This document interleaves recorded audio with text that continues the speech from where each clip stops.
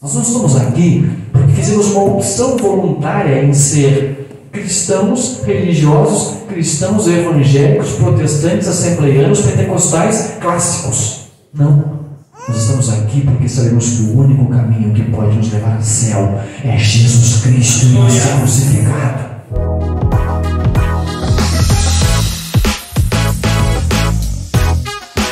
Nós estamos vivendo sob uma guerra espiritual.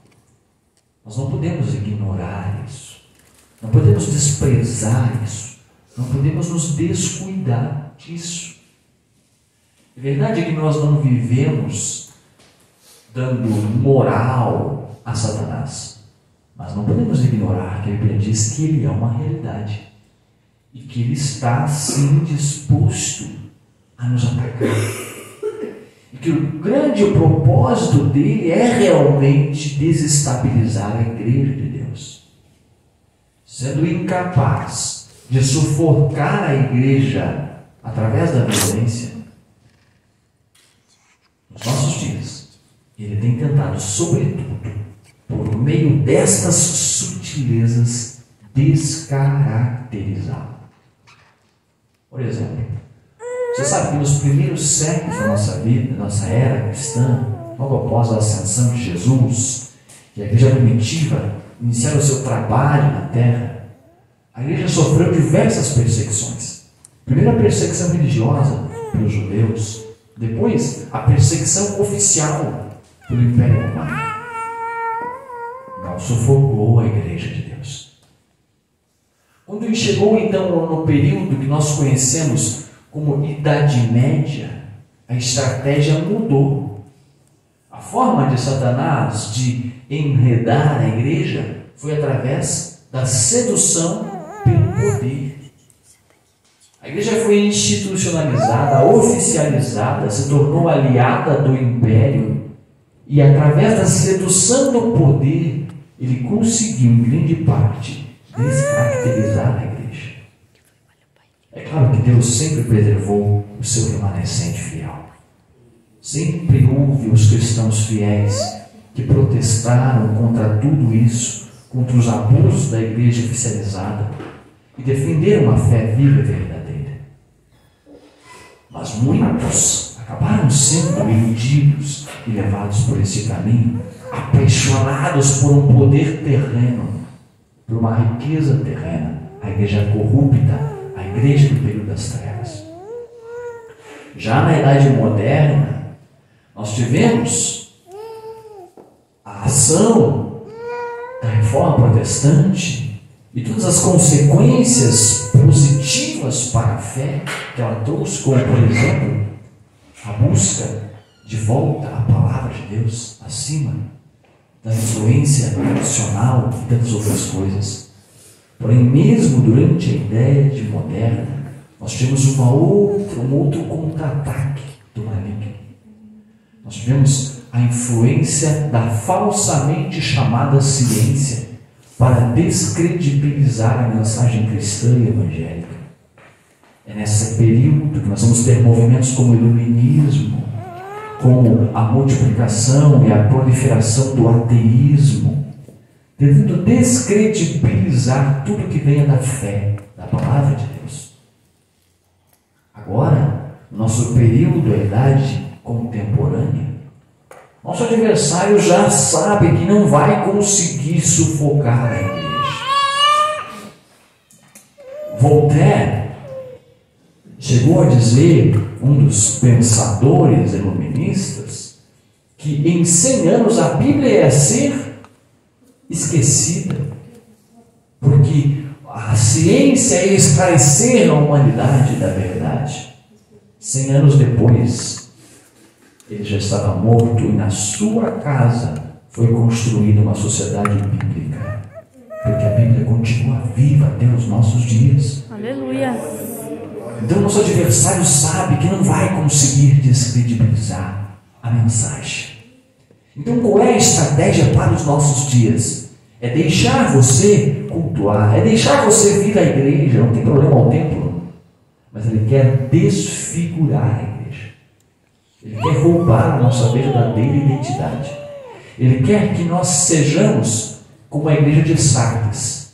Tenhamos o nome de quem vive, mas estejamos mortos. Ele quer que nós nos enganemos, que estamos salvos, crentes, mas de interiormente estejamos distantes de Deus. E a estratégia utilizada para isso é, através dessas sutilezas, atacar as bases da nossa fé. Então, como nós podemos nos vacinar contra isso? O remédio é o mesmo de sempre. São 4 pilares básicos. Primeiro, precisamos ser cristocêntricos. Precisamos ter a nossa fé firmada, alicerçada, centrada em Jesus Cristo. Segundo lugar, precisamos ser bíblicos.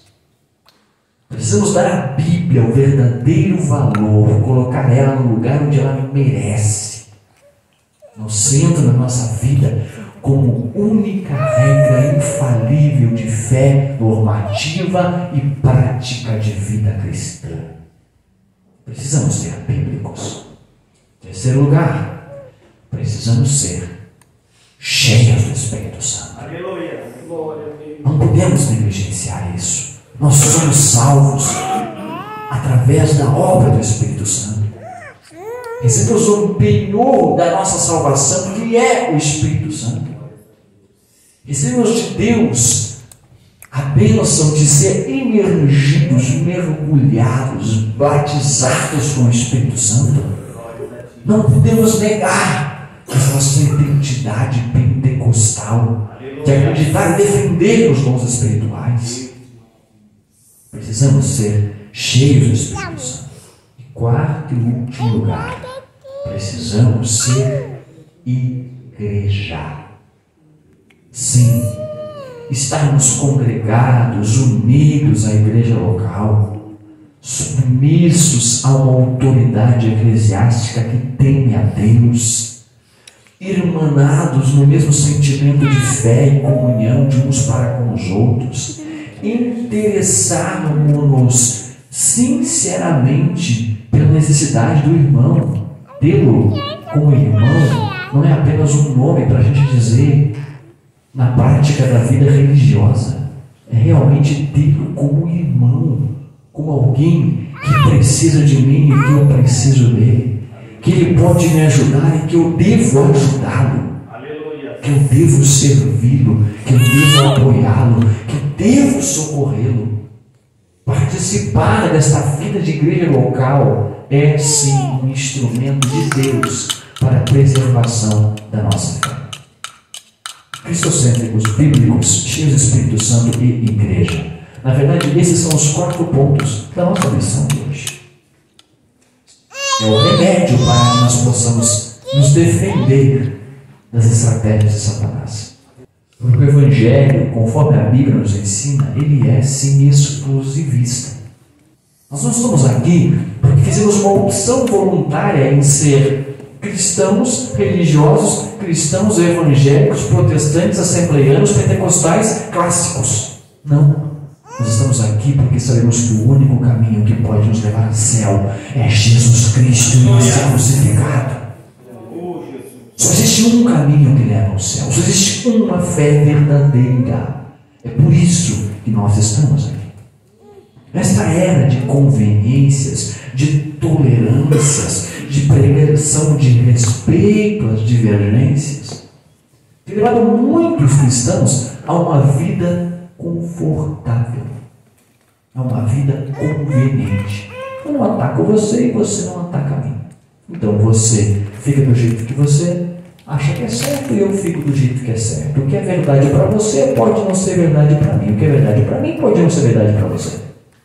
E esse tipo de pensamento vem do relativismo moral. Uma das consequências daquele movimento que eu citei, que é o iluminismo. Mas a Bíblia diz que só há uma verdade. Cristo, ele diz, eu sou a verdade. Então esse tipo de pensamento pode nos desviar do foco. E qual é o foco? Cristo. Ele é o nosso foco. Ele tem que ser o centro da nossa fé, da nossa vida. Se nós perdemos isso, irmãos, nós vamos correr sérios riscos. Sérios riscos. Quais riscos que nós corremos? Primeiro, corremos o risco de pregar um evangelho que não transforma. Um evangelho que é uma opção. Você vem para cá, se você não quiser, aqui tem outra. Se você não quiser a verdade do evangelho, procure a sua. Um evangelho que não transforma. Um evangelho que não é o bíblico, que é o poder de Deus para a salvação de todo aquele que crê. Aleluia. Com o risco que corremos, o risco de praticarmos uma vida cristã mundana. Já que tudo vale mesmo, então, eu sou evangélico, mas eu vivo, eu faço, eu deixo de fazer. Vivo uma vida mundana, misturada, mesclada no mundo. De mais risco que corremos? O risco de pregarmos uma mensagem vazia de Bíblia, mas cheia de apelos mercadológicos. Sabe aquele tipo de pregação em que você só prega a bênção? Você só anuncia que tem bênção aqui para que o povo venha e encha a igreja, porque você vai dar bênção. E o povo vai vir pela bênção e não pelo Cristo que dá a bênção. Quando deveríamos pregar um evangelho verdadeiro, aquele que salva, que você deve abraçá-lo por fé, por amor, e que se ele te der a bênção, você vai louvá-lo pela bênção recebida. E se ele não der, você louvá-lo também, porque ele é. Aleluia. Independente do que ele dá, do que ele faz, louvamos pelo que ele é. Esse evangelho mercantilista tem se tornado comum em nossos dias. Que mais vezes corremos o risco de pregarmos uma mensagem insossa, sem sal, para não atacar os outros, para não ferir os outros, para não confrontar com o mundo. Então pregamos uma mensagem sem sal, insossa. E esse risco foi advertido pelo próprio Mestre Jesus. Lá em Mateus, capítulo 5, versículos 13, versículos em diante, o próprio Mestre, ele vai dizer o seguinte: vós sois o sal da terra.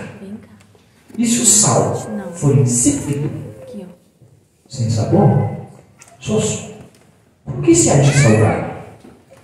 Para nada mais presta, senão para se lançar fora e ser pisado pelos homens. O que Cristo, o Senhor e Salvador, está dizendo é que se nós perdermos o sal, o verdadeiro sentido, a verdadeira essência do cristianismo, nossa mensagem não presta para mais nada. Porque se o sal perder este seu poder, esse seu sabor, a única coisa que ele presta é para ser lançado fora e ser pisado pelos homens. Nós não podemos negar a nossa essência cristã. Nós não podemos abandonar a verdade da nossa fé.